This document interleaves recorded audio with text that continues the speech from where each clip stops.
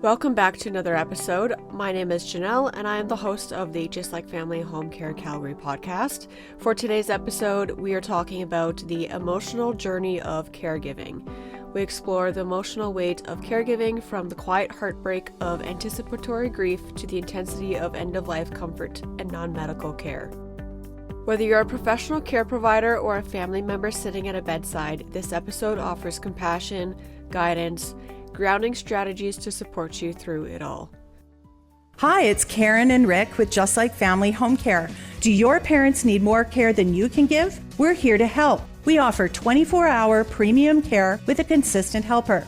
Our home care services include transportation, personal care, housekeeping, and even overnight and dementia care. At Just Like Family, we focus on relationships, ensuring your loved one is matched with someone perfect for them. We can help you navigate the aging journey and change your life. Learn more and go to justlikeFamily.ca. Being a care provider is more than providing just physical support. It's an emotional journey filled with love, sacrifice, heartbreak, and profound moments of connection. We'll talk about the emotional toll care providing can take, how we can support one another, what grief looks like, both before and after loss, and how to cope when facing end of life. We will talk about coping strategies to help care providers stay grounded while holding space for others.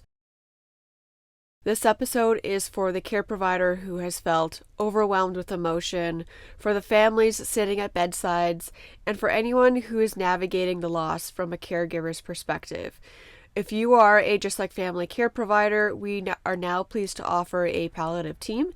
As part of the team, you will have additional resources and training to support your role. We also have a handbook that will be sent to you with some additional information, such as goals of care. Please contact the management team if you're interested in being on the Palliative team. As time progresses, I expect that we will have more resources and tools. And if you have any recommendations for frontline care providers or for families, please feel free to send your recommendations to the office. You know, caregiving often starts with care and compassion, but it quickly turns into something much more layered. One day you're helping out with just a few errands, and the next you're attending doctor's visits, you're assisting in medications, and investing your time in ensuring the utmost health and safety. You develop and build a relationship, and it is only natural to form some sort of attachment. Some days are an emotional roller coaster, and while there's so much more care and compassion and purpose in the work of a caregiver, there's also guilt, fear, exhaustion, the constant feeling of, am I doing enough, even when you're giving everything that you have. And there's also this thing called anticipatory grief. This is when you're slowly losing someone before they're even gone. It's real, it's heavy, and you know that losing them is on its way. It's not uncommon for care providers to feel that they are not doing enough as they try to meet the demands of complex care and the journey of navigating the end-of-life care. Many care providers experience anticipatory grief in some point in their professional careers. Anticipatory grief is the mourning of the gradual loss of someone before they're physically gone. This can be in the shape of years or months before their passing, which we often see in Alzheimer's and dementia. Dementia causes a slow decline in memory, personality, and cognitive abilities. As the disease progresses, loved ones often feel like they are losing the person bit by bit, even though the individual is still physically present. This can feel like grieving someone who is here but not here, and anticipatory grief is very difficult to handle because there's no set clear timeline, especially with diseases such as dementia. The ambiguity of how fast or slow it will progress and the inability to stop it can create a chronic sense of helplessness and a grief that begins well before the person's death. During this process, we often see a shift in family dynamics. Family members may grieve the shift in their roles, becoming caregivers instead of partners, children, and friends. The emotional reciprocity in the relationships may diminish, which can feel very like a painful loss to them. One thing that's really important to acknowledge is how this journey can affect family dynamics. When a loved one is living with dementia or any significant disease or condition, honestly, emotions can run high. There's stress, grief, and often a lot of uncertainty. It's not unusual for siblings to disagree on what's best or for tension to show up between family members or between the parent and the adult child. Everyone's carrying their own version of the grief. Sometimes it just spills out differently. Parts of the emotional journey of caregiving is that we often mourn the future experiences they won't get to have with that person.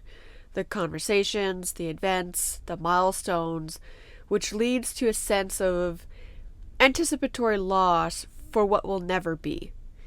As caregiving intensifies, there's often emotional burnout, sadness, frustration, any emotion you feel is valid. The ongoing stressors contribute to grief that's not tied to a single event, but the cumulative toll of watching someone slowly decline can really impact an individual. Navigating the journey of care providing and reaching the stage of end-of-life comfort care is incredibly challenging. It is easy to feel overwhelmed by the changes happening in the one that you're caring for. It's important to recognize that the feelings you're experiencing are a natural response to a very layered and emotional situation. Grief, anticipatory grief, is a very complex experience. The gradual loss of the person you once knew and the range of emotions that surface through the process are all very natural and deeply human reactions. It's okay to feel overwhelmed or even conflicted, and it is okay if you are a family member and you do not have all the answers, or if family dynamics become strained along the way. Please remember, it is perfectly alright to lean on others for support during these times. Every bit of compassion, whether for yourself or for your loved ones, is a step toward healing, and it is important to be gentle with yourself and with others around you.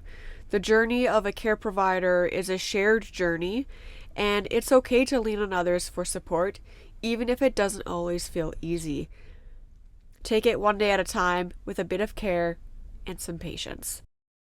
Now, let's be honest, most care providers don't have a lot of time for themselves, or we forget to give ourselves that time.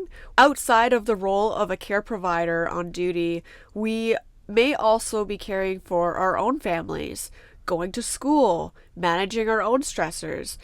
There are other demands of life, and pairing that with being a care provider to others can lead you to forget to care about yourself. So, here are a few things that might help. They are not fixes, but take them as simple, gentle supports. Talk to someone you trust, a therapist, a friend, a support group, a fellow caregiver, a fellow care provider. You may want to consider reaching out to your management team to decompress from a difficult shift. You can journal your thoughts. This gives you a safe place to give your emotions a place to land. You can set boundaries, which is, that could include things like allowing yourself to take breaks, saying no when you need to. If you are a family care provider, you may want to delegate tasks to other siblings for support. You also might want to consider creating a small daily ritual that's just for yourself. So maybe that's coffee on the porch in the morning, a short walk, deep breathing, going back to your exercise classes that you used to love.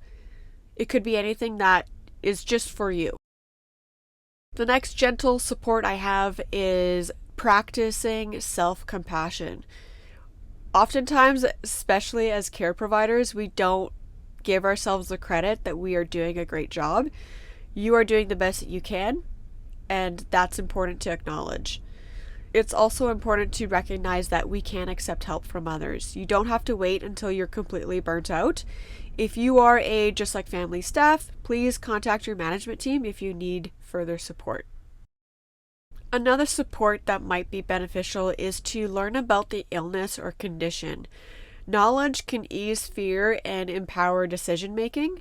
At Just Like Family Calgary, we do offer complimentary training and educational courses for both professional care providers and family members through a partnership with Care Academy. Our partnerships with Care Academy allow you to take an unlimited amount of courses related to almost any topic you can think of, whether it is just for further training or to gain a better understanding. And lastly, I really want to emphasize this one. It is really important to celebrate the small wins. Just the very minute little things that you don't think make a big difference, it does. A shared laugh, a calm day, a smile, all of those simple, small moments, they do matter. When someone you love is nearing the end, time does a very strange thing. It slows down, but it speeds up at the same time. Everything feels very surreal, and it's hard to fully grasp. If you're sitting next to someone who is about to pass, just know that your presence matters more than your words. You don't need to fix anything. Just being there, holding their hand, playing their favorite song, reading something that they loved, that's what they'll remember, and that is what matters the most in that moment. That's what brings peace. The last few days before death is often emotionally charged. Time does not make any sense in these days, and it's not uncommon to feel helpless. Feelings of denial, wishing for more time, wishing for closure. Experiencing fear and anxiety is a normal process of emotions. In this time, we need to let go of perfection and understand that your presence is simply enough. It is okay to sit quietly, hold a hand, play some light music, read a letter or a poem, and bring their favorite items. So, what is comfort care and why does it matter? Well, end-of-life comfort and non-medical care is all about providing specialized support to individuals facing serious, chronic, or life-limiting illnesses. The primary objective of comfort and non-medical care is to mitigate or alleviate symptoms that adversely impact the individual's quality of life. These symptoms include pain, anxiety, confusion, hunger, nausea, vomiting, diarrhea, signs of agitation, and sleep disturbances. Additionally, comfort care emphasizes alternative comfort measures such as gentle massages, repositioning the person, the application of heat or cold, fostering a tranquil environment, and maintaining a good hygiene for them. I would probably argue that the fundamental priority is to respect and honor the person's personal preferences and choices, and this will vary by each individual. As care providers providing comfort care, we hold a significant responsibility of delivering compassion and patience during this crucial period. It's essential to customize our support for each individual and their family by actively inquiring about their priorities and what matters most to them. We want to create a peaceful environment at this time. We can do this by dimming the lights or using soft lighting. Harsh light is really hard on the eyes and your nervous system. We want to reduce noise or play gentle music. You may also want to incorporate a scent, display meaningful items such as photos, spiritual objects, anything that's important to them. I also suggest having a fan for air circulation. During this time as a care provider, it's also important that we are culturally sensitive and aware. As a professional care provider, you should be checking in with the family members ahead of time to see how we as care professionals can promote a culturally sensitive environment. We want to allow individuals the freedom to express their emotions openly and without fear of being judged. We may want to reassure the individuals that the wide range of emotions they are experiencing is completely normal. As a care provider with Just Like Family Calgary, it is important for you to comfort families during this time, especially as they deal with feelings of guilt, which may happen. And they may not feel that they have done enough for their person. We want to honor the client's dignity by engaging in discussions about their life story, their preferences, routines, and any other wishes that they have. We want to ensure that their values and identity are woven into their care. During this time, we want to encourage opportunities for closure and legacy building, which may include journaling or printing off photos and making a scrapbook or going through those photo albums, and inviting families to share those memories and stories. Care providers can also help facilitate reconciliation or important conversations. As part of comfort and non-medical care, one of the responsibilities is to provide comfort and symptom relief. So we can do this by offering things like small sips of water. During this time, we don't need to strongly force or encourage them to drink, but offer water and allow them to drink at their own pace. We can use a moist cloth around their mouth or whatever is suited. Provide body support. We can use something like pillows and blankets and rolled towels. We want to keep the person warm, but avoid overheating. If they look flushed, sweating, or are very warm to the touch, remove the blanket or turn on a fan to cool them down a little bit. We also want to ensure that we are changing the person's position every 2 to 4 hours. We can use lip balm, hand cream, eye drops to encourage comfort in their own skin. Administering laxatives or using absorbent pads may also be needed during this time. As a professional care provider, you may want to attend to practical tasks such as preparing warm meals, managing the cleaning duties, or handling any other household tasks that may be helpful during this time of grief. Completing those household tasks would be a great opportunity to provide the family members with their own space to grieve. To provide emotional and spiritual care, this could look like sitting quietly nearby, encouraging sharing of memories and supporting rituals, creating a peaceful atmosphere. We want to respect and support spiritual, cultural, and religious practices, including prayer, music, spiritual readings, or any other rituals. We want to offer gentle reassurance by speaking calmly, slowly, and ensuring safety and love, and using gentle touch like holding hands. Agitation is a symptom of something significant happening within the body. As a care provider, we may be able to assist in locating the pain by sliding your hand slowly over body parts and moving the body part in small, minute movements. The key during this time is to be slow and mindful. Here are a few observations that we can look into when it comes to pain management. So we can monitor for pain, agitation, and breathing changes. This might look like gasping for air, squeezing hands, clenching their teeth or their jaw, sudden changes in facial expressions, squinting or closing their eyes a lot.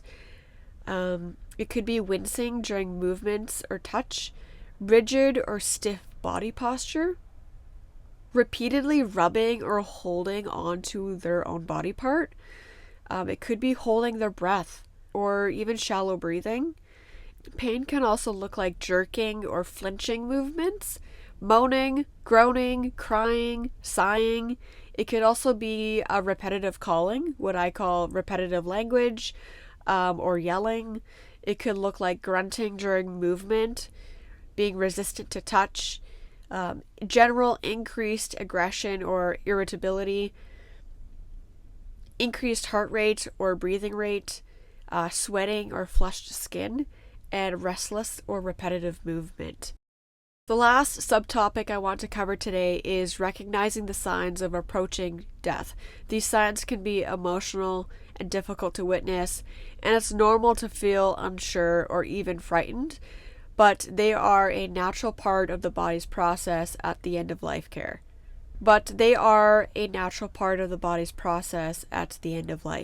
This is a time to prioritize comfort, peace, and presence. You may notice that your loved one is sleeping most of the day or becoming less responsive. They may stop engaging in conversations or seem unaware of their surroundings. This is a natural part of the body slowing down. They may begin to eat or drink very little or stop altogether. This can be really difficult to witness and can go on for days, sometimes even weeks, but forcing food or fluids at this stage can actually cause discomfort. Breathing may become irregular, sometimes fast, then slow, or with long pauses in between. You may also notice a gentle rattling sound, known as the death rattle, which is caused by secretions in the throat. You also may see things like hands and feet and legs becoming cool to the touch or appear blotchy or bluish. This happens as circulation slows down and blood flows more to the vital organs. They may produce very little urine output or may be very dark in color. Incontinence may also increase, and care providers may notice swelling in the hands, feet, or abdomen. Some people also experience terminal restlessness, which can look like picking at the bedding, fidgeting, or seeming confused or unsettled. This is often managed with comfort medications. Occasionally, a person may have brief periods of alertness, clarity, or emotional connection, even after days of being unresponsive. These moments can be incredibly and deeply meaningful, and they are usually, unfortunately, short-lived. When the person passes, it might hit you all at once, or not for a while. Everyone experiences this stage very differently, and I want you to know that that is okay, and you may experience this part of grief very differently than the person sitting next to you, whether you're a family member or the care provider. There's no right way to grieve. Some caregivers feel relief, then guilt about feeling the relief. Some feel lost, like, who am I now that I'm not taking care of this person? Let yourself feel whatever comes. Grief is not a straight trajectory. It is a roller coaster. And if you're supporting a family after a loss, don't underestimate the power of just showing up. A casserole or other hearty, warm meals is sometimes the best gift that you can give. Sitting with someone in silence, although is a small gesture, sometimes the smallest moments make the biggest impact. The loss is often felt in waves. Some feel numb, others feel broken. Both are completely normal. Family members or professional care providers may also lose a sense of purpose or identity. You've built your life around someone else's care for years, sometimes even decades. It is normal to feel a little lost, like you've lost part of your identity. Your family might feel a bit fractured, and in some dynamics, families get together unexpectedly and unite over the grief. Grief affects everyone and families very differently, and it is important that we respect everyone's individual journey. Healing does not mean that we are forgetting about the person. I want to take a moment to say that again. Healing from loss does not mean that we are forgetting the person. In Canada, medical assistance in dying is legal, and for some, it's part of their end-of-life journey. And while it can bring dignity and peace, it also stirs up a really big set of emotions. In these times, families sometimes reach out to, just like Family Calgary, for additional support in the last few weeks or days of life. Oftentimes, this can help to ensure someone is present with the person and allows more time for the family or those involved to be present where it matters. In these times, it's often difficult to remember that it is important to not only be present, but to listen more than speak. Provide reassurance for those around you and allow space for open communication, a safe space to express emotions and rituals. As a comfort care provider, this is an important time to be calm and collected and provide reassurance and emotional support to the family. Provide a safe space and to do tasks that ease the emotional event. A comfort care provider should have a calming presence, as others around you may feel overwhelmed or shut down. As the professional care provider, you may need to guide others on how to sit with someone dying, help them facilitate goodbyes, and provide quiet comfort. I also want to take a moment to talk about managing grief after the death of a client, because this is not often mentioned or talked about in our professional careers as care providers. At some point during your professional career, you will experience the loss of a client. It is important to not disregard your grief just because you're a care provider and not a family member. The loss is different for a frontline care provider. You play an important role in their lives, and often as frontline staff, we suffer in silence, and it's not uncommon to see care providers ignore their grief. Care providers are often surprised that they experience feelings of grief over a client's passing, but it can be very difficult and a stressful experience.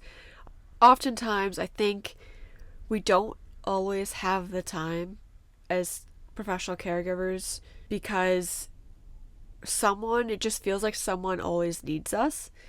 We wear invisible capes, and most of the frontline staff have multiple clients. We all equally need our attention. And I think sometimes we ignore our grief because maybe we think that we are not deserving of it. We let it pass, but we don't take the time to appreciate life and the journey. As care providers, we play a special role in the lives of our clients.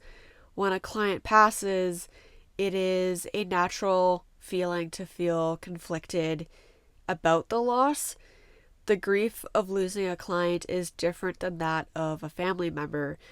There is the concept of hidden grief, where there is suffering in silence or suppressing the feelings of grief. There is also a collective grief.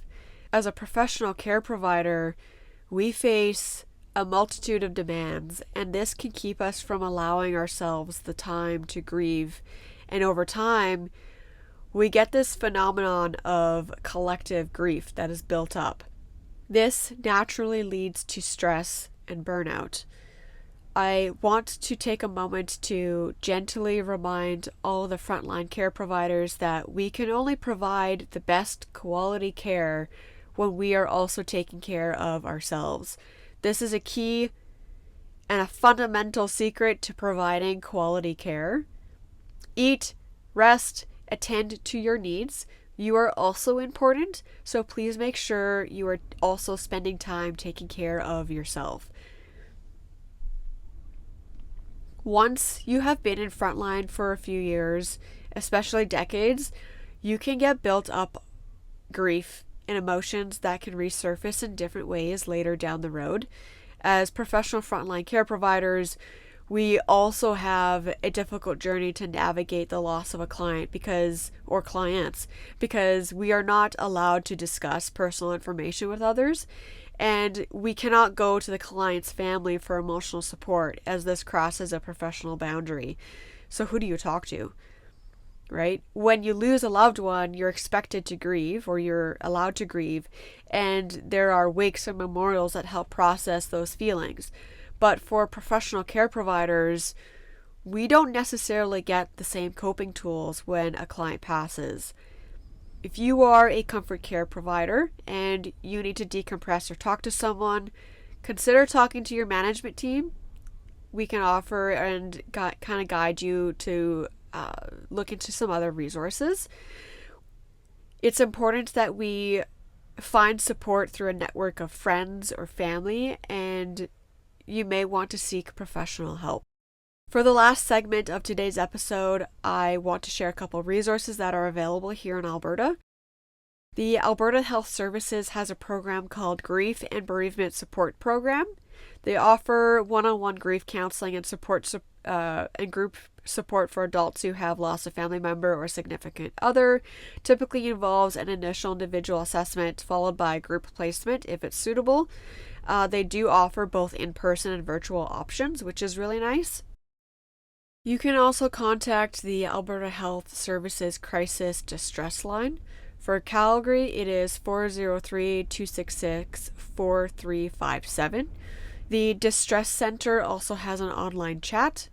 Other important phone numbers you may want to consider calling is the HealthLink 811. There's also the Mental Health Helpline at 1-877-303-2642.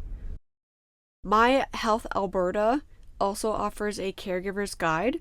It's a handbook about end-of-life care. I will personally try and see if I can gain access to this so that our team here at Just Like Family Calgary has access to this.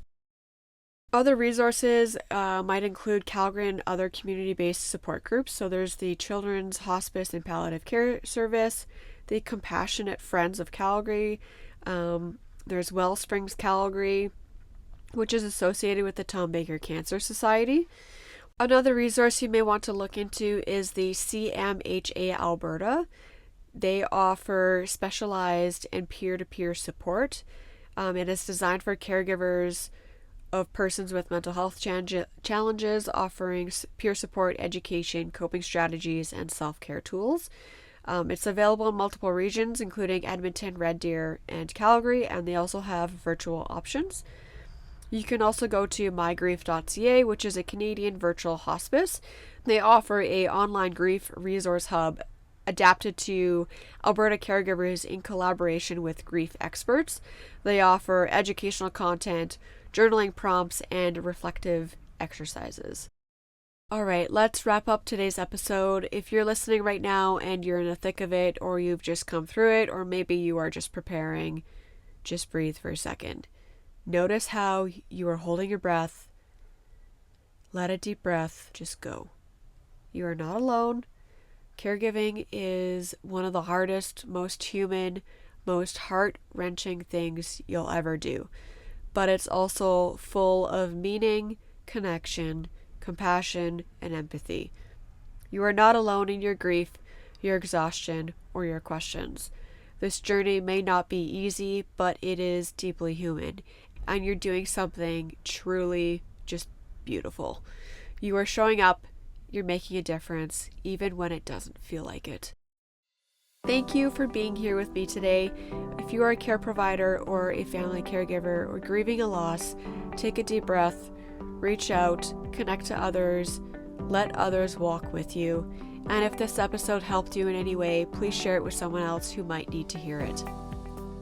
Thank you for listening to the Just Like Family Home Care Calgary podcast. See you next time.